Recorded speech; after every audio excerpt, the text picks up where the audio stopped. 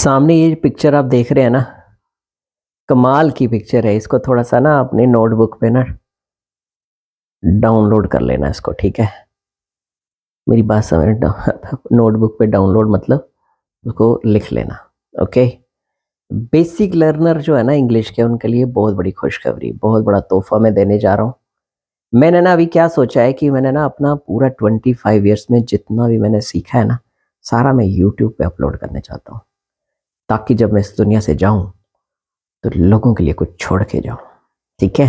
अपने एक्सपीरियंसेस, अपने जो ब्लूप्रिंट हैं जिसको बोलते हैं, कि मैंने फाइंड आउट किए थे, जो मेरी सर्च, मैंने जो रिसर्च करके जिसको बोलते हैं टिप्स निकाले, प्रोफेशनल टिप्स निकाले, ब्लूप्रिंट निकाले इंग्लिश के। तो जो बेसिक लर्नर हैं वो अपनी नोटबुक ले लें, पेन ले लें, और उस पे ना मेरी कही हुई बातें नोट करें। मैं क्या कहने, देखो, अगर आपको कुछ करना है ना लाइफ में, तो कहीं ना अपना टाइम इन्वेस्ट करो प्लीज़। तो ये एक बढ़िया एक जगह है, यहाँ पे आप अपना टाइम इन्वेस्ट कर सकते हो, क्योंकि मैं दिन रात मेहनत करता था इस पे, पता है आपको। और मतलब सबसे बड़ी बात ये है कि मैं ना, मेरे पास हेल्प नहीं था उस समय, और मैं ना क्या करता था, डे नाइट जिसको कहते हैं ना, मैं 3-3 बजे मैंने, मतलब छोटी उम्र की बात बता रहा हूँ। छोटी उम्र मतलब उस समय इसको छोटी उम्र ही कहते थे, जिसको बोलते हैं कि इनोसेंट और इग्नोरेंट लाइफ होती है हमारे उस टाइम में, क्योंकि हमारे पास इतना इतना इतने क्लेवर हम हुआ नहीं करते थे।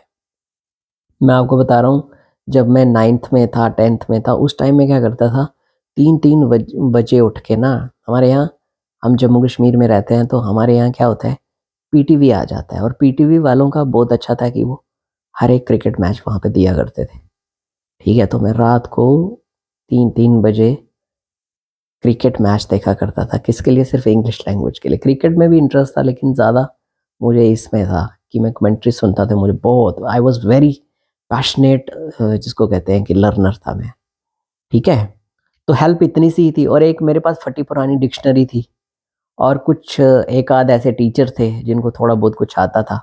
ये इतना खास नहीं आता था। मैं I am not disrespecting them, but इतना नहीं आता था उनको। पूछने पर एक आध चीज़ जो है वो पता पड़ चलती थी। ठीक है। तो ये बहुत बड़ा, जिसको बोलते हैं कि एक हेल्प है आप लोगों के लिए। बस आपने नोट्स बनाने हैं, ठीक है। मैं एक बात मतलब ज़ीरो लेवल से बताने जा रहा हूँ आपको। तो ये जो पिक्चर आपके सामने है ना, इस पिक्चर को ध्यान से देखो। ऊपर लिखा है फर्स्ट डे और नीचे लिखा है इंग्लिश लैंग्वेज। पूरे वर्ल्ड में इंग्लिश लैंग्वेज इस समय बोली जाती है, ठीक है। और ना ये पूरे वर्ल्ड में रूल कर रही है ये लैंग्वेज। ग्लोबली एक्सेप्टेड लैंग्वेज है ये इस समय, ठीक है।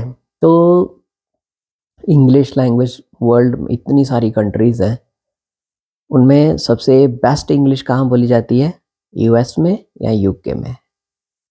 यूएस और यूके की ये दो इंग्लिश वर्ल्ड में वैलिड इंग्लिश मानी गई है। ऐसे ऑस्ट्रेलियन है, रशियन है, अफ्रीकन है, इंडियन इंग्लिश है, मगर ये वैलिड जो है वो कौन सी है? यूएस और यूके, ठीक है। और पता है, यूएस ने जिस भी कंट्री पे रूल किया ना, वहाँ पे अपना एजुकेशन सिस्टम छोड़ा है।